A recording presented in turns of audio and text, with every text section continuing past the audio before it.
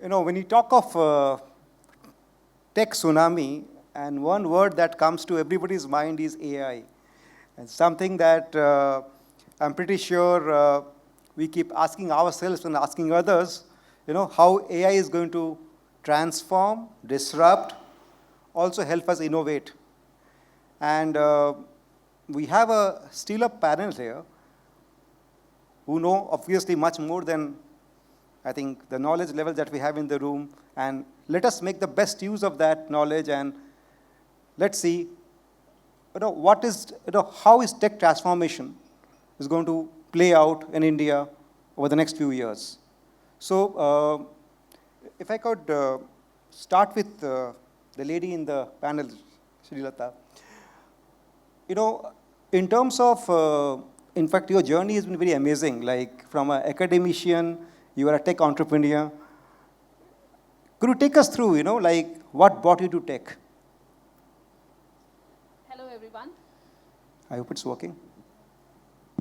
Yeah. Am I audible? Yeah. Before I,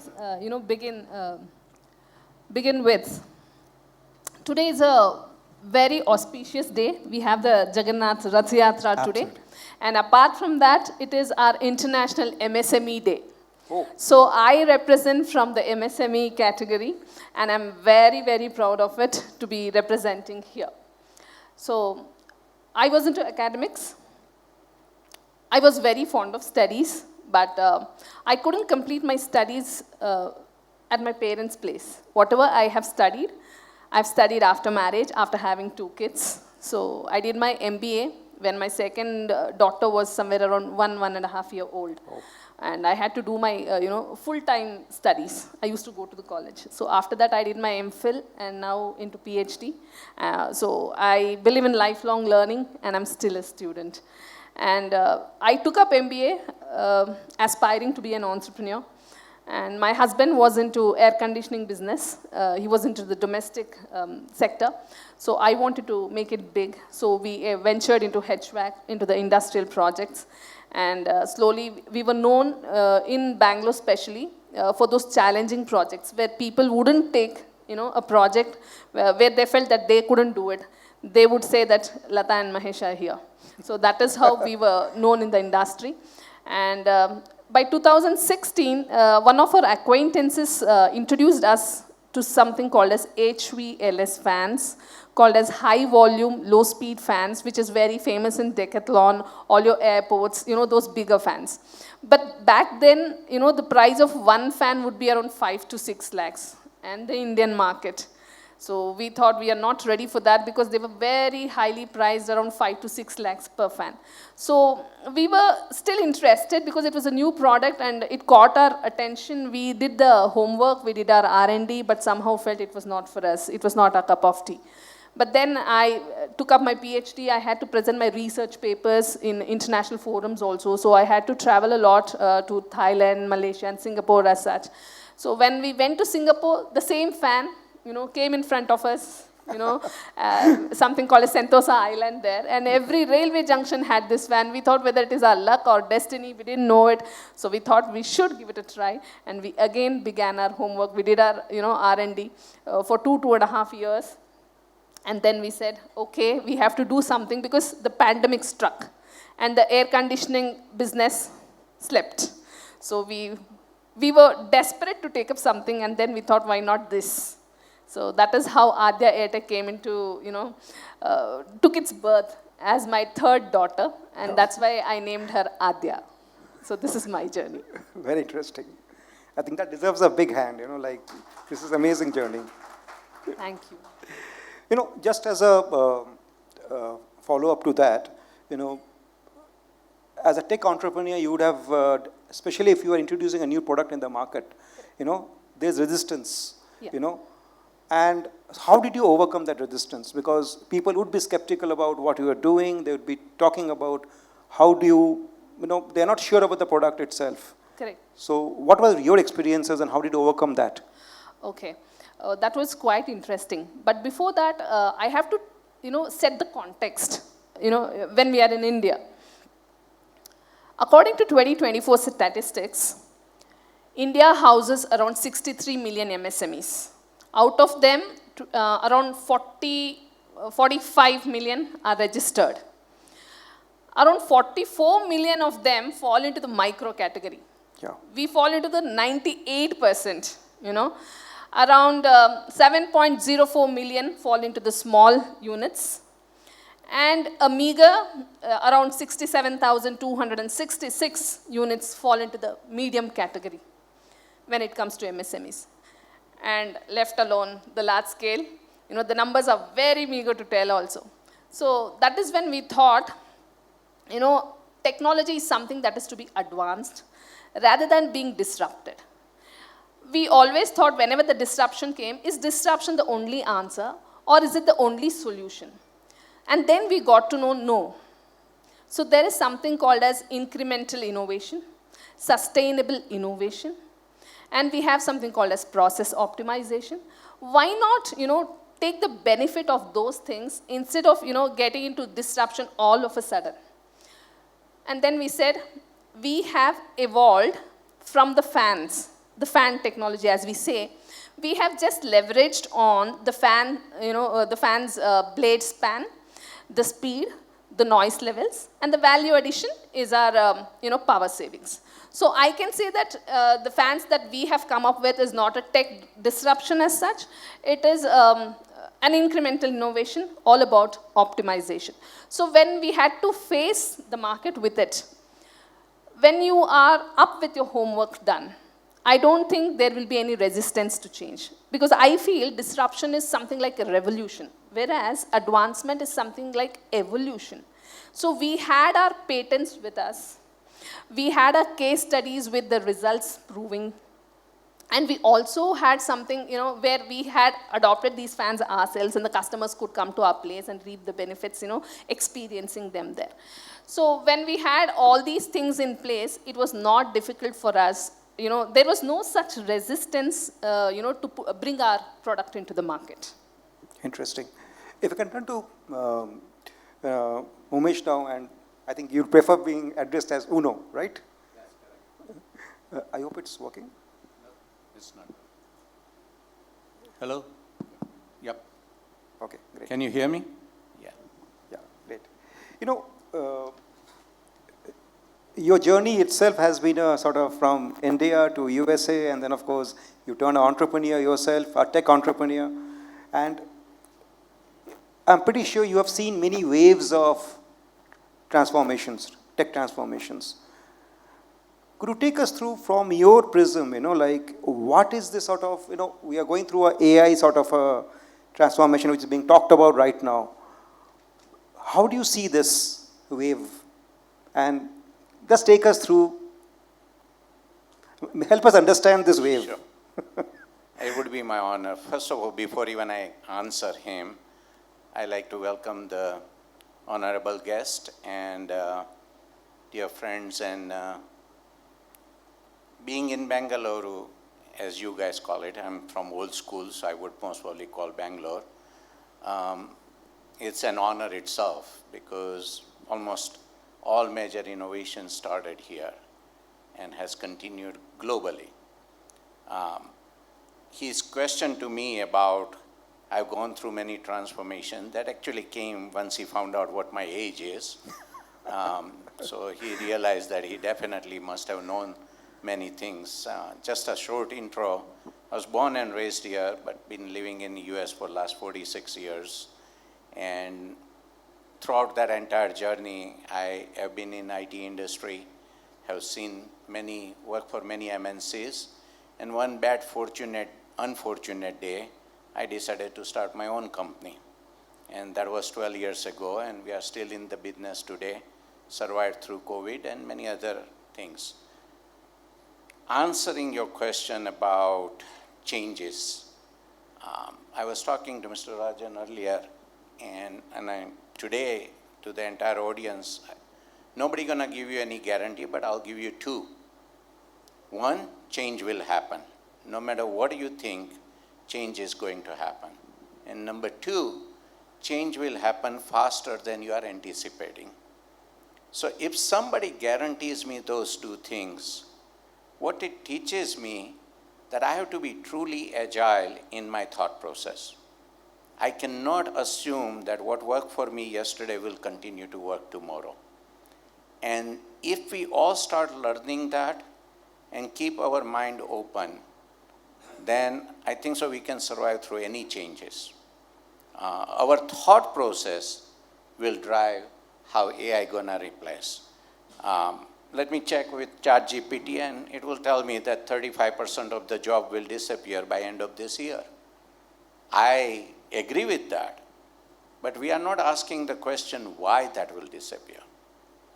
What AI is, and all of you guys have used ChatGPT in one way or other form, it's not about a Google where you can search. It is the question you're gonna ask is how you're gonna get your response. So the prompt is very important. And where does that prompt come from? From here.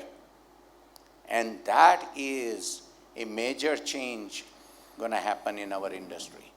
More and more cognitive thought process is gonna make people, whether they survive or they will be replaced. If you continue to perform the task, AI will do better. But if you perform the task with knowledge and asking question why, then there will be a major change in what world will see. And that going to happen, it's already start happening. We are not accepting it, but it is happening.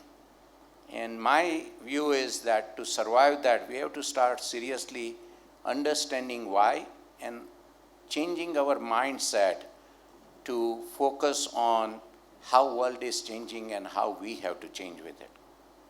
AI is a power and we need to learn how to use it. Then we will be successful. In terms of, just a follow-up to that. Sure.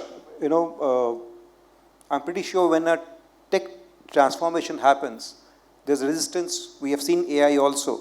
There's a resistance to AI in terms of people. There's a fear in terms of, am I going to lose my job? My job will be around. How do I survive? And when you are in a tech industry, how do you sort of deal with that type of mindset, that situation? Yeah, I think so. Anytime there is a change, there is always a fear. And we as leader, and I don't consider myself to be leader, I consider myself to be helpful person to share my knowledge, has to help the people to understand, number one. Number two, we have to educate them. We believe that everybody thinks it's automatic. It's not. We have to put an energy and effort in getting them to the next level. And those people who are willing to adapt to that change, they will survive. Those who are saying that, no, I cannot change, or that is the way it is, they're going to be left behind. And so we as leaders have ownership in that manner that we have to guide and help. There is a difference between helping and babysitting. Babysitting creates the mind of entitlement. Guiding and helping creates a change in society. And I strongly believe that that's where we should be focused on it. Agree, totally agree. Rajan, if I can come to you, you have worked in quite a few conglomerates, business conglomerates, groups, which have gone through large transformation, both technology, digital. What are the key challenges, issues that businesses face, in terms of when they have to go through that transition? So, yeah, hi. Am I audible to all? Still? Yeah. So basically, if you see, whenever we do any transformation, so sometimes it's a perception that if we invest in technology or we buy in technology or adopt technology, it's transformation. Basically, that is not the transformation. It's, if you do any transformation, it's change your working. If you say it's redefining the business, how you build your agility, and then how you add value and scale it up. So whenever we do the transformation, definitely what this Unmesh sir has just explained about the change management things is there. People are resistant to change, and it's basically human nature. We cannot say I am not hesitant to change. I am also hesitant to change until unless I don't know that things. So same happens in the technology transformation also. So mostly what is happening, if we are aligned, if IT is aligned with the business strategy, what they wish to have, what is their need, and if we are providing the aligned solution to them, then definitely we feel get some less resistance. Then definitely and the training management, change management need to be done, okay, how people will understand and upskill them. Definitely everybody in the organization, like when the chat GPT came or the AI revolution came, people is thinking of, I will lose the job. I will say another way, we are generating more job there. Now we are having people who takes care of data security, people who are taking care of all the DLP things is coming. So all the new opportunity is coming. Definitely if the person is not about to change, is not upskilling himself or herself, then definitely that position will be get replaced. So we same will happen the transformation also. So we face problem. We cannot say we are always perfect and we whenever we do it goes smoothly. But we learn from that. We try to never repeat the mistake. For each mistake we are learning also. But if we align this whatever the solution or technology transformation we are putting into it, for what we are putting it for this solution and how it is helping the business department. And if you are able to manage it better, the change management, training management, then definitely I don't think it's a big problem. So can be done successfully. Just a follow-up to that, you have worked in multinational companies and Indian companies also, conglomerates. Do you see any change in mindset when it comes to between the multinational companies and the Indian companies in terms of taking the, say, transformation journey? Have you seen any change in mindset between Indian companies and multinational companies? And is there something that lessons that maybe we could use? So basically, if you go for the MNCs type, they are more process driven, and whatever we do, which is well documented, well planned, and whatever we do, we plan in advance only. Sometimes here, what is happening? If owners thinks, okay, this is helping that person, they just okay, you implement it also, it will help you also. So that part also we need to see, and here. Sometimes what we think in the Indian context, if we say, and so we are not more focused on this change management or training management, which need to be parallelly work with while you are doing the implementation. And here also what is happening, whatever we are doing, it seems like it's IT project, the technology project is IT project. It should not be, it's the business project, whatever the transformation which we are doing, everybody has to get involved. From top to, we can say top to bottom or soft floor to top floor. Everybody has to equally involved in that particular thing, then definitely it will help. So that is the major difference we can say. But anyway, now we are also, because of most of the, the new generation is coming it here, they are well advanced with anyone else, we can beat anyone.